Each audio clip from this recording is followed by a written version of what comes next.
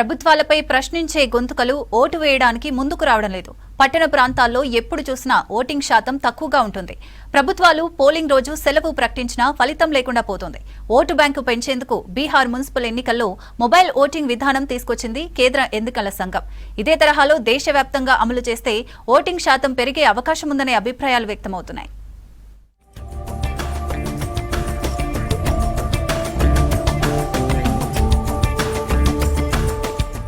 ఎన్నికలు ఏవైనా సరే ఎప్పుడు చూసినా గ్రామీణ ప్రాంతాల్లోనే ఓటింగ్ శాతం ఎక్కువగా నమోదవుతుంది.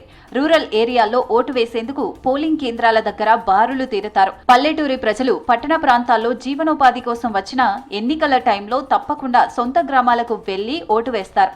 కానీ పట్టణ ప్రాంతాల్లో చాలా మంది ఇంట్లో ఉన్నా కానీ పోలింగ్ కేంద్రాలకు వెళ్లి ఓటు వేసేందుకు ఆసక్తి చూపించడం లేదు.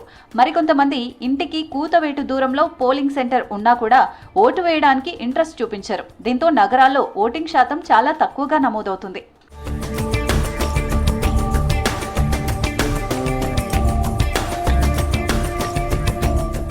ఓటు హక్కు వినియోగించుకోవాలని ప్రభుత్వాలు, స్వచ్ఛంద సంస్థలు అవగాహన కార్యక్రమాలు నిర్వహిస్తాయి.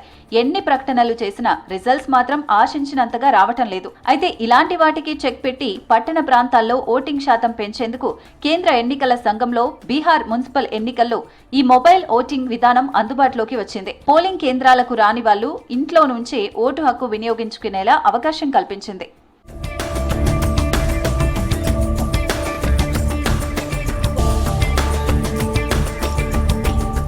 బీహార్ తరహాలో దేశవ్యాప్తంగా మొబైల్ ఫోన్తో ఓటింగ్ విధానం అందుబాటులోకి తెస్తే ఓటింగ్ పర్సెంట్ పెంచవచ్చనే అభిప్రాయాలు వ్యక్తమవుతున్నాయి.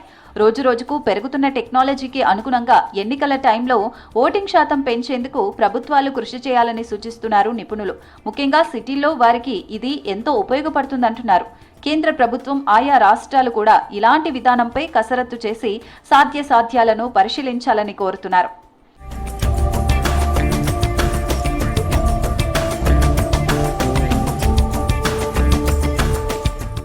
ఒక అర్బన్ ఏరియాలోనే కాకుండా వృద్ధులు, గర్భిణీలు, అనారోగ్య పరిస్థితుల్లో ఉన్న వారికి మొబైల్లో ఓటింగ్ విధానం అమల్లోకి తీసుకువస్తే ఎంతో మేలని అంటున్నారు ఎక్స్పర్ట్స్. ఈ విధానం అందుబాటులోకి వస్తే ఓటింగ్ శాతం పెరగడంతో పాటు పబ్లిక్ కు టైం కూడా కలిసి వస్తుందనే అభిప్రాయాలు వ్యక్తమవుతున్నాయి.